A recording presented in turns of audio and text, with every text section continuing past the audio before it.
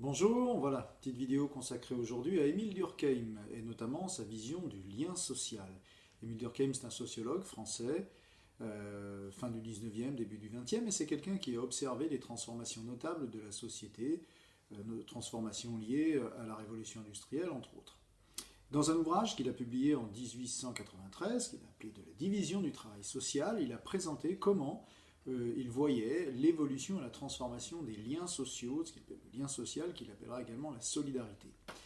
Pour Durkheim, deux types de sociétés, deux types de liens sociaux vont se présenter. Une société dite traditionnelle, dans laquelle le lien social sera qualifié par Durkheim de lien de solidarité mécanique, et puis une société moderne, pour laquelle Durkheim parlera de solidarité organique. Alors quelle est la différence entre les deux? Dans la société traditionnelle, les individus se ressemblent, ont des parcours communs, c'est une société villageoise où les individus ont une très forte solidarité au quotidien, où la division du travail est très peu poussée. Les individus sont tour à tour paysans, éleveurs, construisent eux-mêmes leurs maisons, etc. Et donc la solidarité est très très forte. Et on parle même de solidarité mécanique pour deux raisons. Une raison, c'est que cette solidarité est évidente.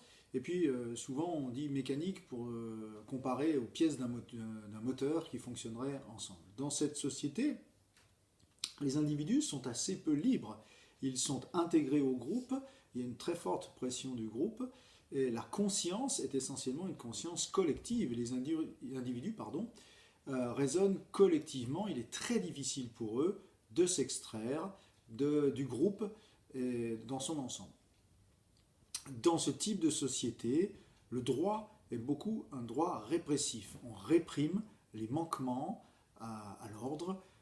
Par exemple, on punit sévèrement ceux qui contreviennent à telle ou telle règle, à telle ou telle norme. Au contraire, lorsque la société se transforme, lorsque la division du travail évolue, c'est là peut-être que Durkheim va placer l'élément essentiel, la division du travail. Lorsque cette division du travail est beaucoup plus poussée, comme dans les sociétés industrielles, eh bien les individus vont se spécialiser, chacun va opter pour un type de fonction dans la société. Et là, le type de lien social va se transformer. On va passer d'un lien social, d'une solidarité qu'il appelle mécanique, à une solidarité organique. Comme si les individus faisaient partie, étaient chacun des organes d'un même corps. Là, les individus se dissocient, ils ne se ressemblent plus, ils ont chacun un parcours qui peut être propre, mais en même temps, ils sont reliés à une société par différents mécanismes. Cette solidarité organique ne fait pas disparaître complètement les liens sociaux, mais elle les transforme. Le droit, par exemple, devient un droit beaucoup plus restitutif. On parle de dommages et intérêts, on va parler d'un droit qui va restituer à celles et ceux qui ont pu être lésés, et non plus un droit uniquement répressif.